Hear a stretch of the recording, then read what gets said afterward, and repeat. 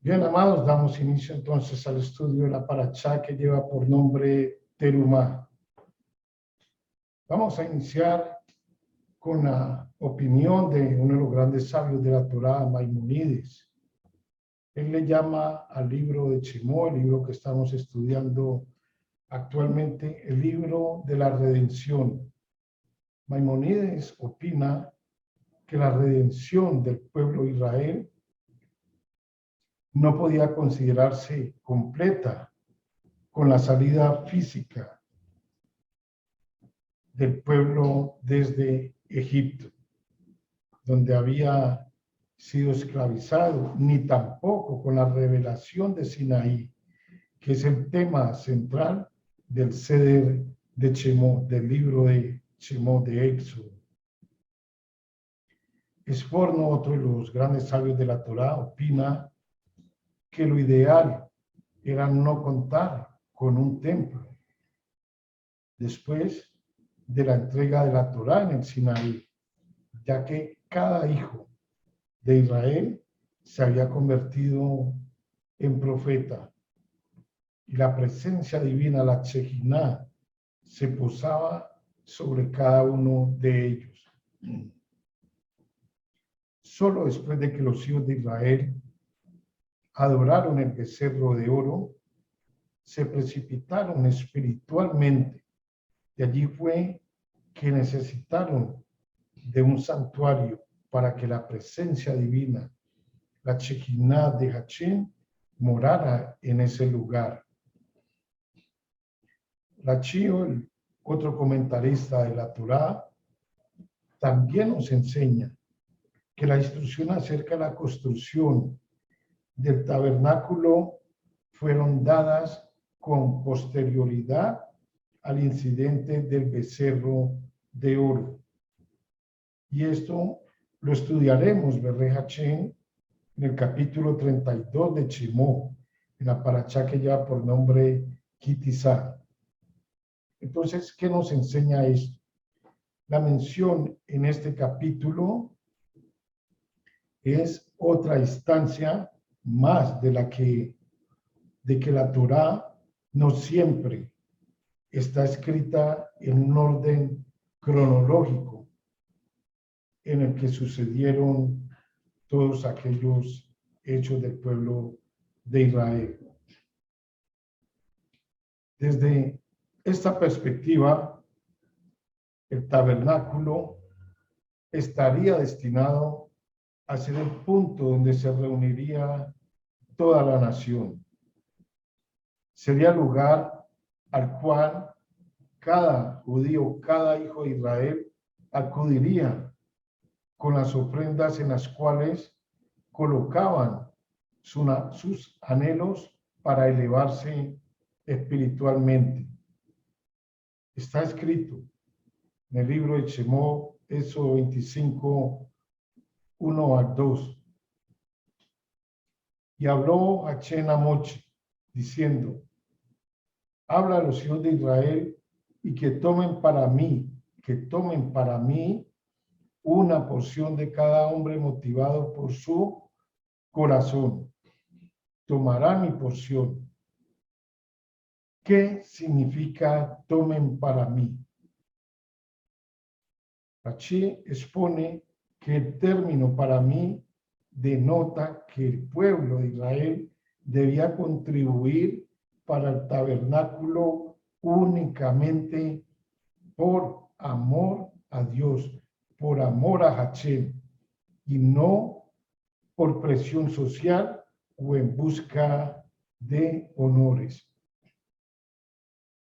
Al pueblo se le pidió que contribuyera y por ello no se entiende el motivo por el cual el versículo dice tomen en vez de decir den. Esforno nuevamente comenta al respecto que esta orden estaba destinada a tomar, es decir, a recolectar donaciones del pueblo de una manera voluntaria. ¿Qué sucedió con esto? El pueblo de Israel se adelantó y dieron mucho más de lo que se iba a necesitar. Asunto que trataremos en las próximas parachá. Ahora, ¿qué significa de cada hombre motivado por su corazón? Palabras de Hachén. De cada hombre motivado por su corazón. Leamos Mateo, Matillato, capítulo 15, versículo 19.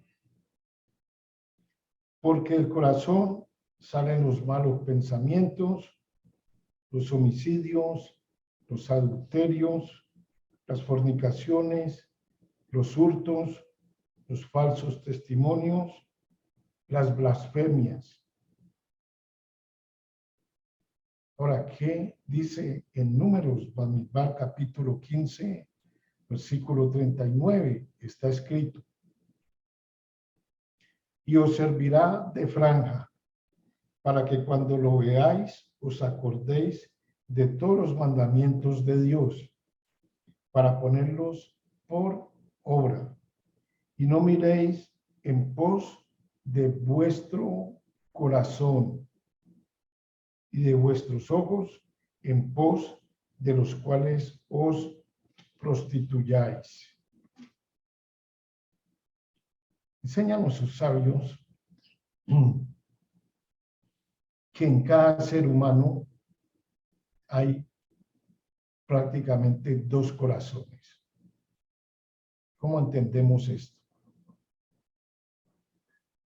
El Yeser Hatov, la buena inclinación, quiere hacer todo lo bueno, amar al prójimo, ser justos, ser sensibles, personas honorables, personas responsables. El Yeser Hatov desea crecer cada vez más espiritualmente. Busca la conexión con su fuente eterna, que es Dios, que es Hachén. Nosotros como seres humanos también tenemos el Yeser Hará, esa alma animal,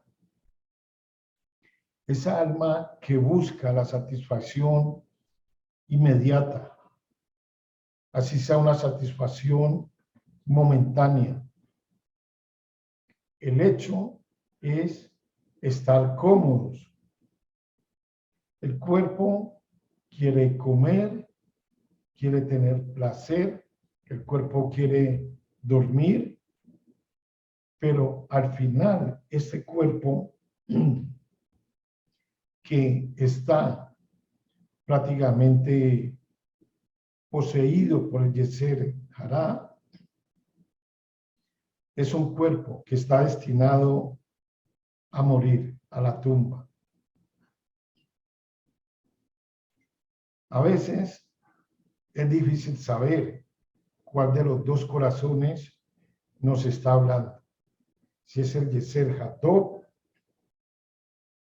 o es el Yeser Hará. Casi siempre estos dos corazones están en una lucha permanente, en una lucha constante. ¿Qué es lo que decimos, por ejemplo, o escuchamos cuando alguien fallece, cuando alguien muere? Empezamos diciendo que pesar, ¿cierto? Como era de bueno, ayudaba a otras personas, era muy servicial, era una persona muy amable, muy correcta, era buen esposo, era buen hijo, era buen padre. Casi siempre eso es lo que sucede, ¿cierto? Prácticamente nadie en ese momento habla de las posesiones materiales del difunto. No habla ni del carro, ni de la casa, ni del yate, ni de los negocios. De eso casi nadie habla en ese momento. Pero es cierto que nosotros, cada uno de nosotros debemos llegar al punto de saber qué tanto materialismo es conveniente para cada uno. Por eso no debemos tomar algo que debiese ser espiritual y transformarlo en un deseo animal. ¿Cuál es la clave? La clave es elevar el mundo físico. ¿Y cómo lo hacemos? El viernes por la noche levantamos la copa de vino y la utilizamos, no para emborracharnos, sino para hacer kiddush y santificar el Shabbat.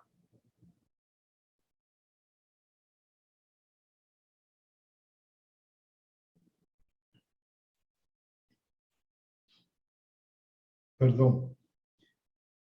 Cuando se utiliza sabiamente,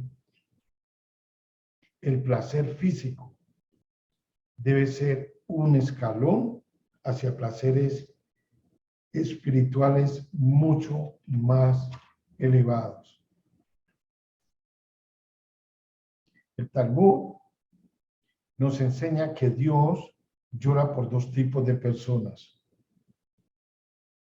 Una que tiene la habilidad de estudiar Torah y no lo hace. Y otro que no puede estudiar Torah, pero lo hace de todas formas. Es comprensible que Hashem llore por alguien que tiene la habilidad de estudiar y no lo hace. Esta persona está perdiendo su tiempo.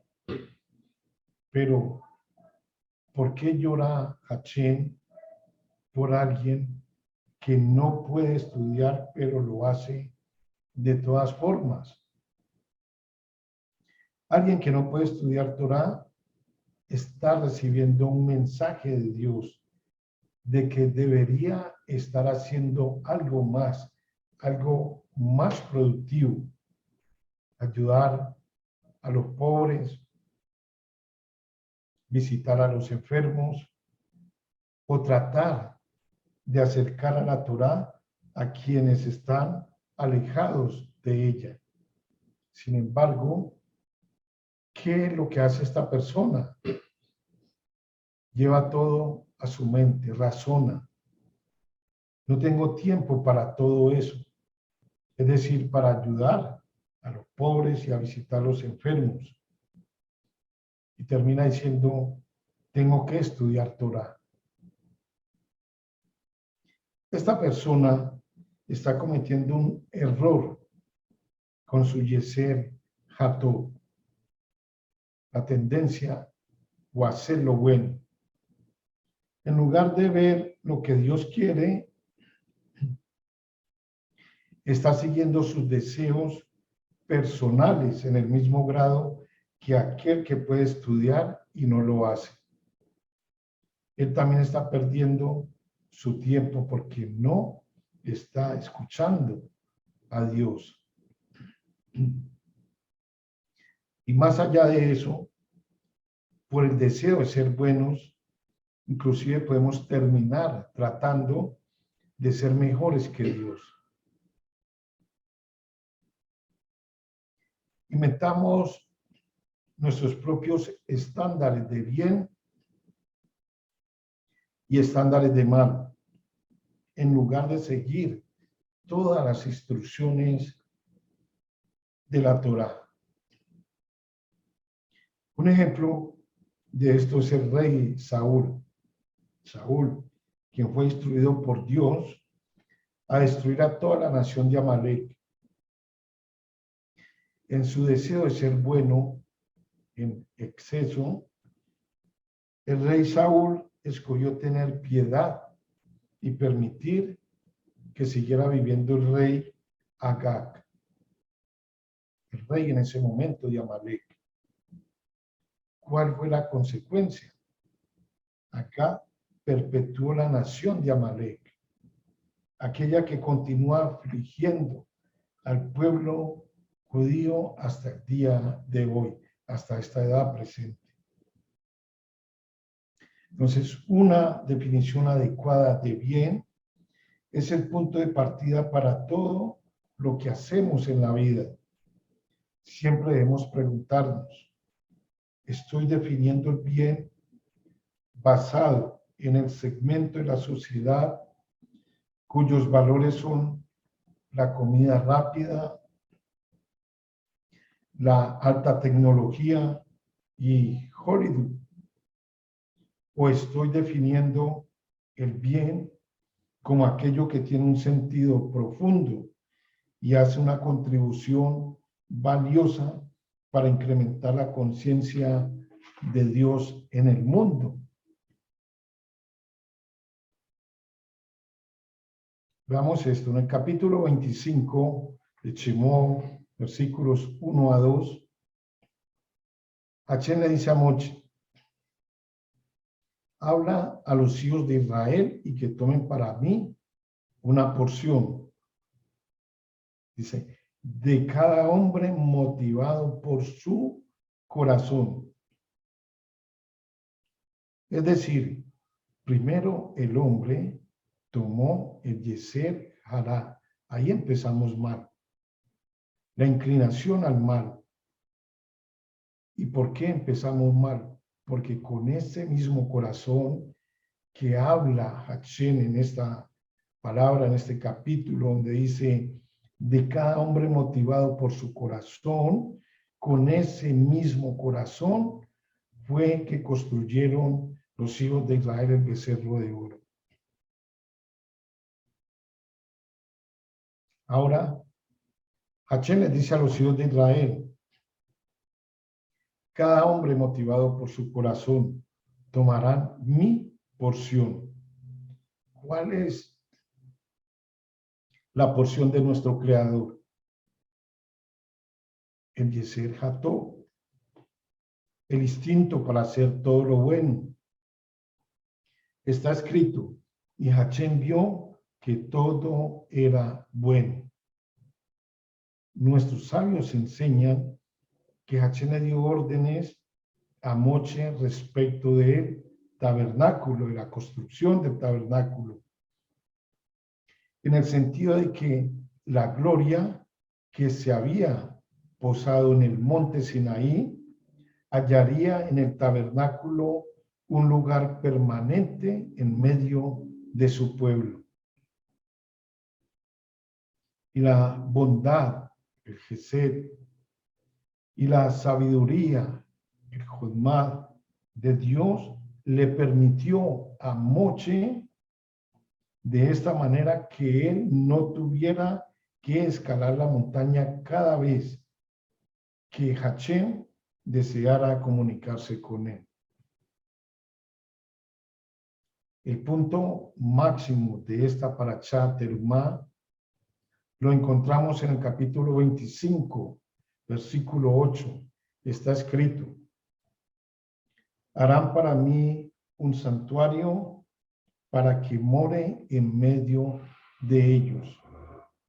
Miren, cuán infinito es el amor de Hashem por el pueblo de Israel y por todos los que nos hemos juntado al Dios de ellos, que hemos renunciado a la idolatría, a pesar de que los hijos de Israel habían cometido pecados, entre ellos ese gran pecado de idolatría con el becerro de oro. ¿Qué hizo Hashem? Ordenó la construcción del Mishkan para que su presencia divina, la construcción del tabernáculo, para que la presencia divina de él, su Shekinah, morara en medio de su pueblo. Está escrito, ellos me tomarán una ofrenda elevada. Esto denota una fusión de la esfera superior con la esfera inferior, es decir, de Tiferé con Malhut, de belleza con reino. Estas son la parte de las 10 sefirot. De la parte que el corazón de cada uno lo quiera, tomaréis mi elevada ofrenda. Las palabras de la parte D parecen a primera vista unas palabras superfluas, pero en realidad ellas contienen una lección profunda para los maestros de Torá. Benditos son los justos que han aprendido cómo centrar todos sus pensamientos y deseos en el Rey de Reyes, y cuyas aspiraciones se dirigen no a los vanos y necios juguetes de este mundo y sus codicias, sino a ligarse de todo corazón al mundo de arriba para hacer bajar el favor de Hashem del cielo a la tierra. ¿Cuál es el lugar de donde reciben este favor? Es una región superior, una región santa, de la que emanan todas las voluntades y todos los deseos santos. Entonces, ¿cuál es uno de ellos, de los deseos santos de nuestro Creador? Vamos al libro de Ezequiel, capítulo 33, versículo 11, que está escrito. Diles, vivo yo, dice Hashem, que no quiero la muerte del impío, sino que se vuelva el impío del camino y que viva. Volveos de vuestros malos caminos. ¿Por qué moriréis, oh casa de Israel? Dice el Eterno. ¿Por qué moriréis? Y aquí tenemos un mensaje de los cuales tenemos que aprender. Dios, en su infinita misericordia, en su infinita bondad hacia su creación, nos enseña a través de los sabios, probablemente hasta el día en que nosotros estemos cerca de la muerte. ¿Para qué? Para que nos podamos arrepentir.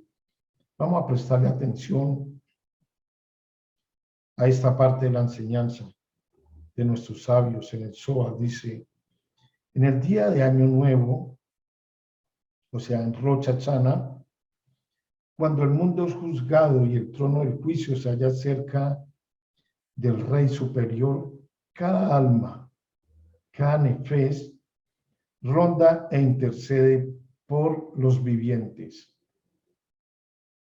En la noche siguiente, al pronunciamiento del fallo, merodean, tratando de descubrir cuáles decisiones se han tomado respecto del destino de los hombres en el año que comienza. A veces comunican lo que saben a los vivientes en la forma de una visión o de un sueño, como está escrito. En un sueño, en una visión de la noche, cuando se posa sobre los hombres, descanso profundo. Abre los oídos de los hombres y sella sus instrucciones. Está escrito en el libro de Job, capítulo 33, versículo 16. Es decir, el alma pone su sello a las palabras que comunica a los hijos del hombre para que puedan recibir instrucción o reprobación. En la última noche de la festividad de tabernáculos, cuando han salido ya todos los edictos finales del rey y es retirada, escuchen amados, y es retirada la sombra de las personas que están por morir, un cierto dignatario celestial llamado Yehudián desciende con mirada de seguidores y lleva esa sombra hacia arriba. Y el alma que hemos mencionado merodea y ve la sombra y vuelve a su lugar e informa del muerto a los demás. O sea, informa de la persona que va a morir. Dice, tal y tal viene para estar con nosotros, refiriéndose al alma cuya sombra últimamente retirada por los mensajeros. Si el fallecido era justo y ha llevado una vida buena en este mundo, se regocijan todos los muertos. Están esperando la redención. Pero si no, todos ellos dicen, desgracia, desgracia, desdicha, desdicha. Entonces, cuando los ángeles traen arriba la sombra de aquella persona, la entregan al servidor. Ese servidor tiene un nombre y es Metatrón. Enseñan nuestros sabios que Metatrón, según el Zohar, fue quien guió prácticamente al pueblo de Israel en el desierto hacia la tierra de Jerez Israel.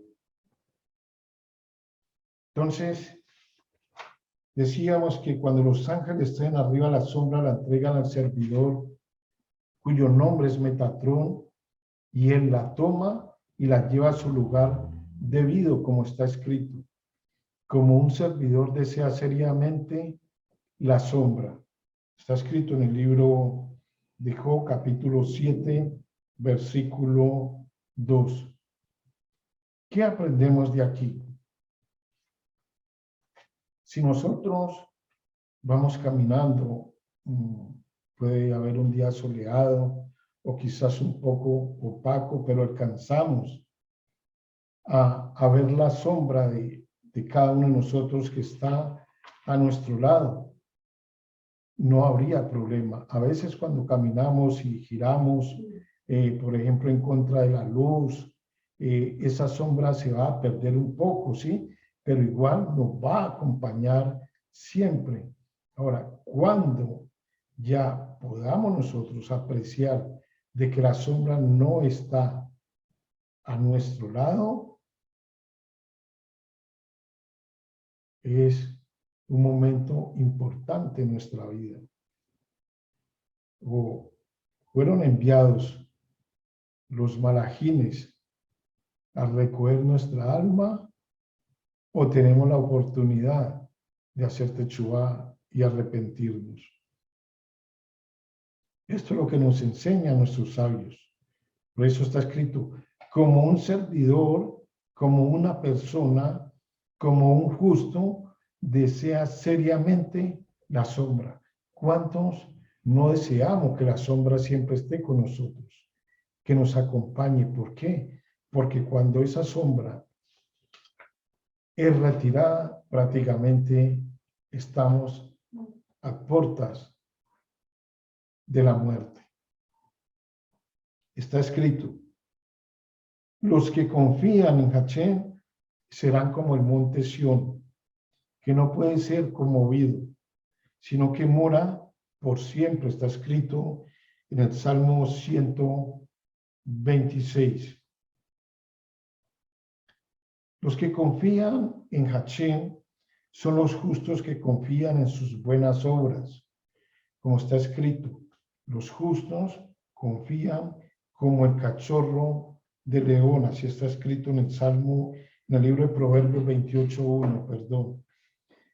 Se puede objetar que en realidad los justos no confían en sus propias obras y se hallan, al contrario, perpetuamente en un estado de temor y temblor.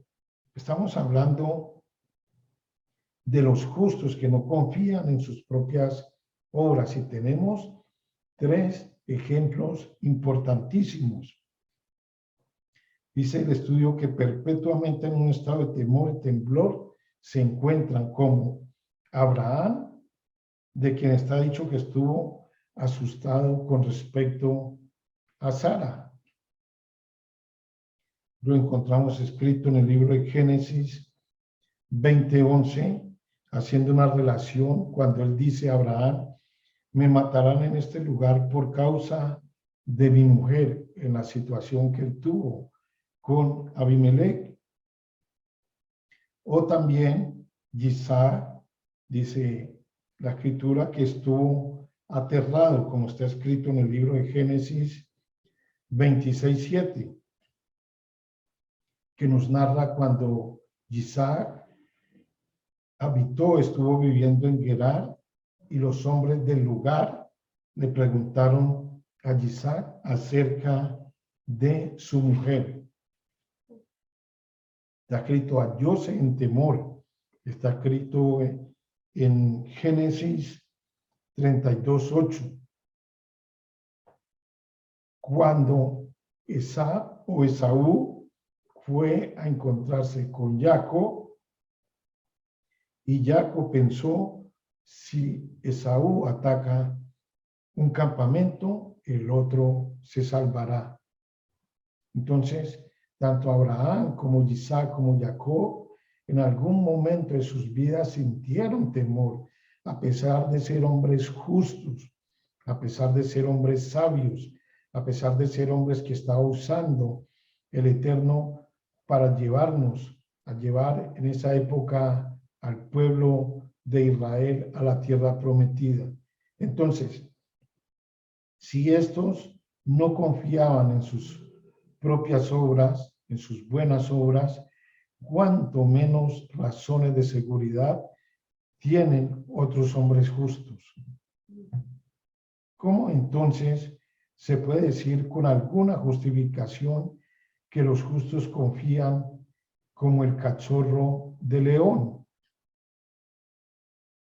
Pero debemos, sin embargo, observar que se los compara al cachorro de león, que quiere decir kefir, y no a las otras especies de león que son mucho más fuertes.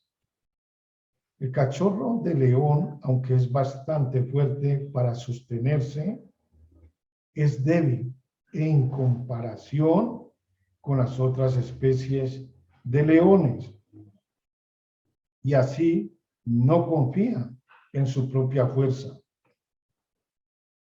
De la misma manera, los justos, aunque confían en el poder de sus buenas obras, no confían en ellas más que el cachorro de león en su fuerza.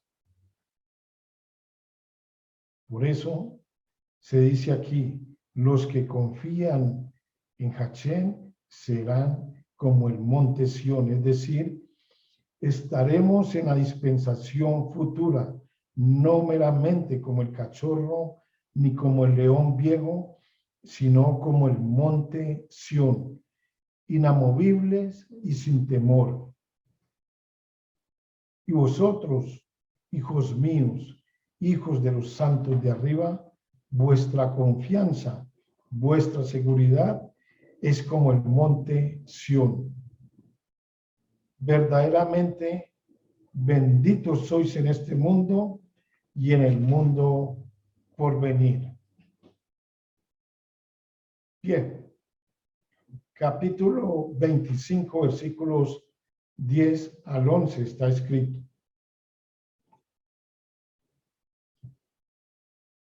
harán un arca de madera de acacia. Este fue el elemento más importante que se encontraba en el tabernáculo. El arca albergaba las tablas de la ley. Ojo, no albergaba las tablas de la gracia. Esas no existen. ¿Albergaba qué? Las tablas de los 10 mandamientos, de las 10 misbot que fueron entregadas a Moche en el monte Sinaí.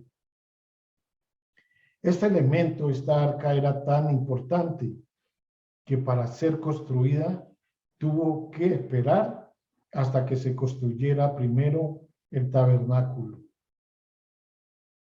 El arca misma sería la luz del tabernáculo, representando que la Torá es la luz del mundo. La palabra de Dios es infinitamente mucho más importante que la estructura en que fue guardada el arca, ya que la estructura fue hecha para las tablas y no al contrario. Nuestros sabios enseñaron que todos debían participar en la construcción del arca para, en mérito de ello, adquirir sabiduría natural.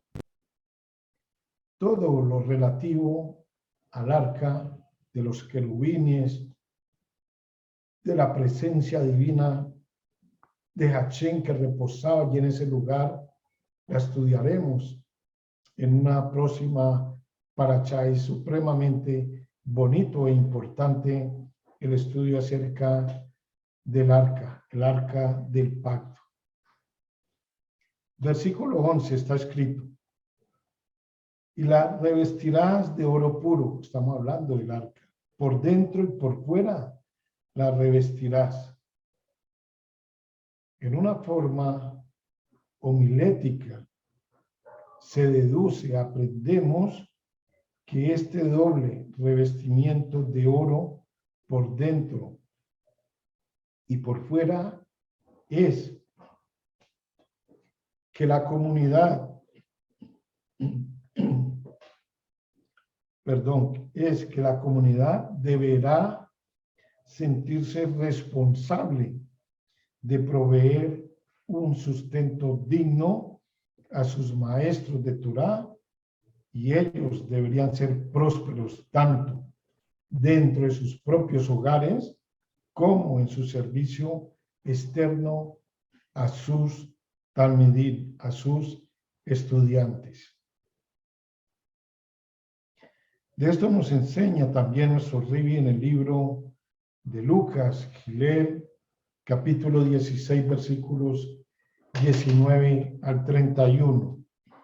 Está escrito: había un hombre rico que se vestía de lino fino y púrpura y vivía haciendo banquete tras banquete de manera desperdiciada. Y cierto hombre muy pobre, Eleazar, había sido colocado a su puerta, lleno de llagas, y ansiaba comer algo, siquiera lo que iba cayendo de la mesa del rico, y los perros que iban pasando por allí le lamían las llagas. Sucedió que murió el pobre y fue llevado por los malachim, por los ángeles, al seno de Abraham. Y murió también el rico y fue sepultado. Y alzando sus ojos en el Sheol, bajo fuertes tormentos, vio a Abraham desde lejos y a Eleazar a sus pies, clamando con fuertes voces, dijo: Padre Abraham, ten misericordia de mí, y envía a Eleazar para que, mojando la punta de su dedo en agua, toque mi lengua y la refresque, porque estoy bajo tormento en la llama. Dijo entonces Abraham: Hijo, recuerda que recibiste tus placeres en tu vida, Eleazar sus males, pero ahora estés consolado aquí y tú atormentado. Pero además de esto, hay una separación abismal entre nosotros y vosotros, tanto que es imposible cruzar de aquí a vosotros ni de allá a nosotros. Entonces dijo: te ruego, pues, Padre, que lo envíes a casa de mi padre, porque tengo 5 hermanos, para que les advierta solemnemente del peligro, a fin de que no vengan ellos también a este lugar de tormento.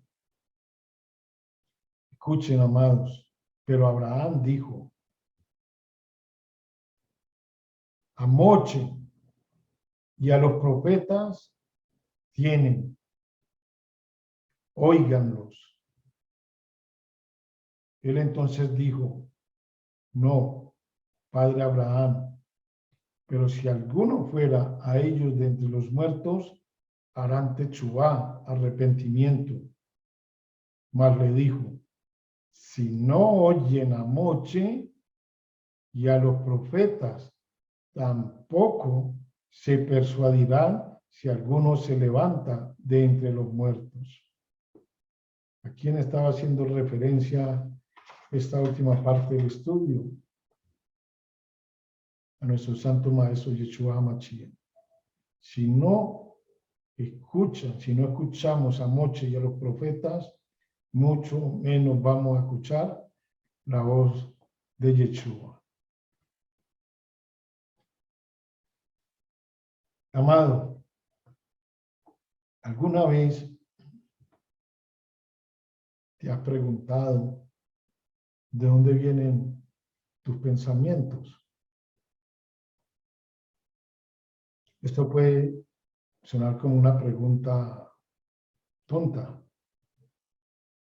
pero ¿por qué algunas personas tienen ideas increíbles mientras que otras tienen pensamientos oscuros que las llevan a cometer diversos errores en sus vidas?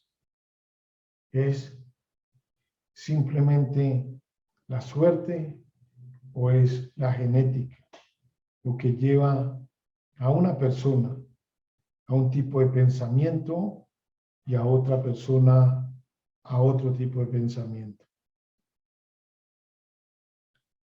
Los neurocientíficos todavía están lejos de encontrar la fuente de nuestros pensamientos, pero los sabios que estudiaron este proceso durante miles de años sabían que en realidad los pensamientos no residen en el cerebro. ¿Qué estudiamos hace pocos minutos? ¿De dónde salen nuestros malos pensamientos? Del corazón.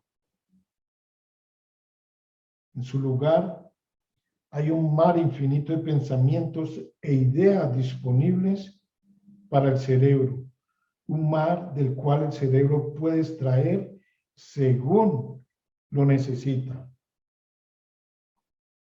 Por su parte, hablaban los sabios de la conciencia colectiva como un mar de pensamientos y energía al cual todos nos conectamos.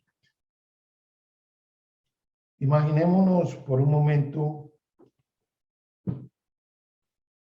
que solo hubieran 2 emisoras de radio en todo el universo.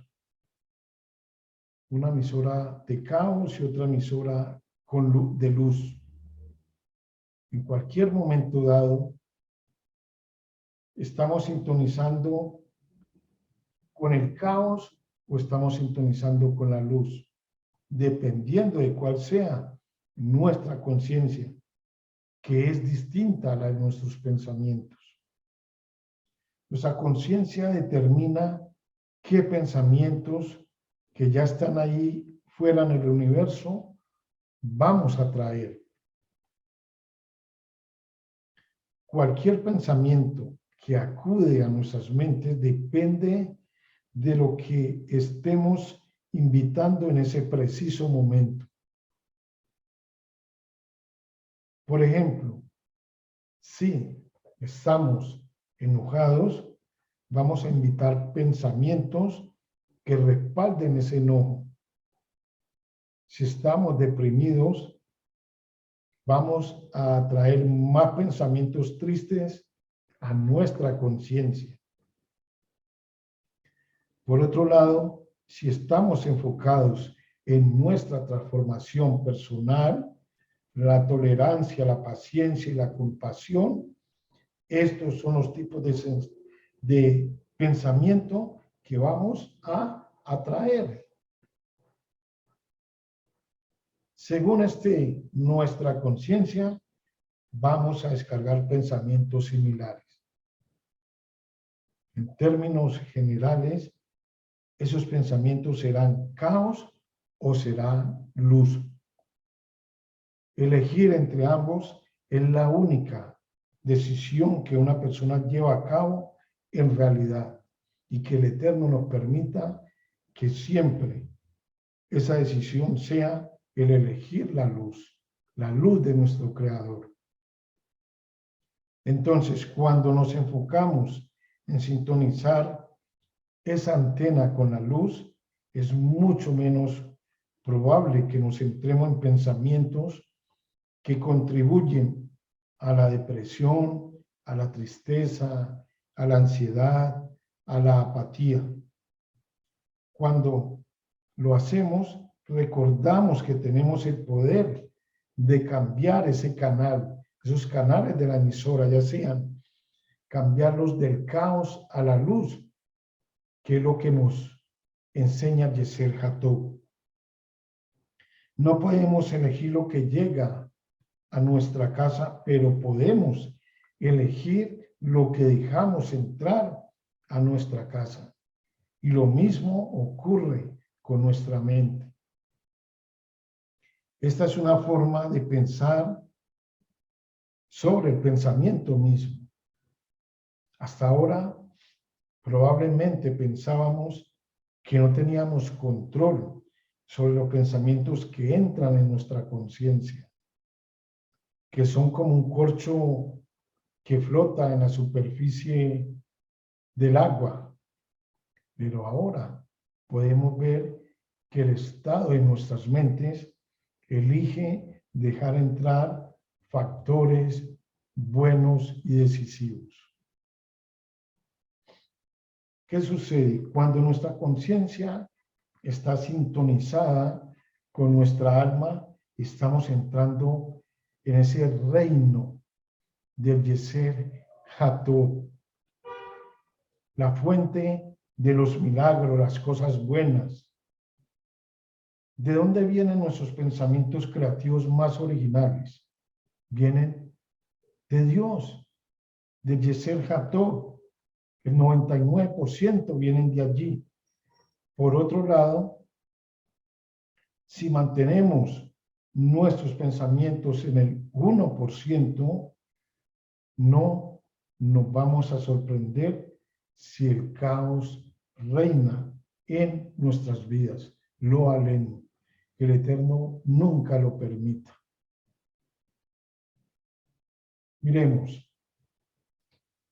Nos podemos preguntar, enseñan nuestros sabios, ¿qué voy a desayunar? ¿Qué voy a almorzar? ¿Qué voy a ponerme hoy? Siempre yo y yo. Esto quiere decir que no debemos cuidar de nosotros mismos. La respuesta es, por supuesto que no. Aún las cosas más mundanas pueden ser utilizadas como vehículos para compartir y milagros. Vas a desayunar. Hay alguien que puede necesitar una comida en ese momento, o hay alguien a quien puedes invitar. ¿Qué tal una donación de tiempo, dinero al comedor social de tu barrio, de tu ciudad, de tu aldea? Cuando te estás o nos estamos vistiendo por la mañana, miramos toda la ropa que nunca nos ponemos y pensamos en donarlas a la tienda benéfica de segunda mano en nuestro vecindario. Todo, por muy mundano que sea, es una oportunidad para elevar nuestra conciencia, y no solamente la nuestra, sino también las de los demás. Según el Zohar, los logros de los grandes sabios también crean aberturas espirituales en el universo, abriendo las cortinas que separan este mundo del reino de la luz.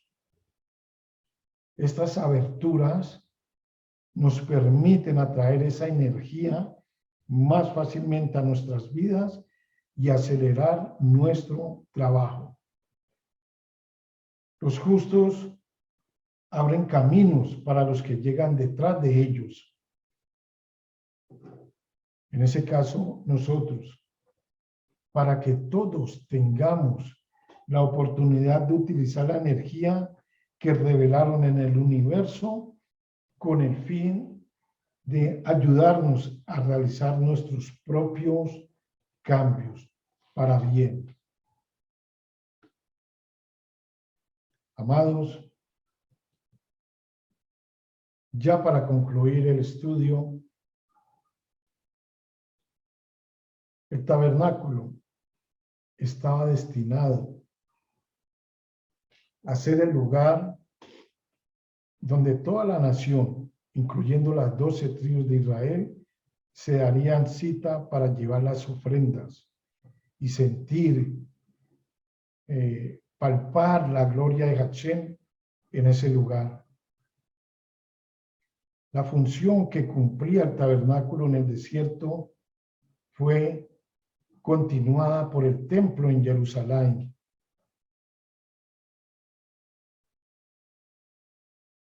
Hoy no tenemos tabernáculo y el templo está en ruinas. Solo quedó el muro del lado occidental, el cótel. Pero también es cierto que hoy el carácter central de la presencia de Dios está representado en los santuarios a pequeña escala, como está escrito en el libro de Ezequiel capítulo 11, versículo 16. Está escrito: por tanto, di, así ha dicho Hashem nuestro Dios, aunque les he arrojado lejos entre las naciones y les he esparcido por las tierras, con todo esto les seré por un pequeño santuario en las tierras a donde lleguen. Estos santuarios a pequeña escala son las sinagogas, las bekenexe, las casas de estudio, como esta que estamos haciendo la transmisión, así sea vía internet. Estamos estudiando Torah, aprendiendo Torah para poder enseñar Torah y luego poder aplicar la Torah, lo que aprendemos. Estos lugares constituyen el marco de referencia y el conducto a través del cual evocamos en cada Shabbat, en cada parashá, los sonidos del Sinaí y el resplandor del templo. Amados, al contribuir para las causas divinas, como el sostenimiento del estudio y enseñanza de la Torá, en realidad estamos tomando para sí, como hablaba al principio, esta parashá. Toma para mí, dijo Hashem, pero en realidad el pueblo de Israel está tomando, era para ellos. ¿Para qué? Para que la presencia divina, la Shekinah, morara allí en el tabernáculo. Entonces, cuando nosotros contribuimos para las causas divinas del templo, de la comunidad, el sostenimiento, el estudio, enseñanza en la Torá, en realidad estamos tomando para sí, para nosotros mismos, para nuestro bien, puesto que el provecho que derivamos de actuar con generosidad es muchísimo mayor que su costo. Por lo tanto, el efecto de las contribuciones es elevar espiritualmente tanto al donante como a su forma de conceptualizar con lo que Hashem lo ha bendecido. Esto era lo que hacía el pueblo de Israel cuando llevaba las ofrendas al tabernáculo. Shalom, shalom.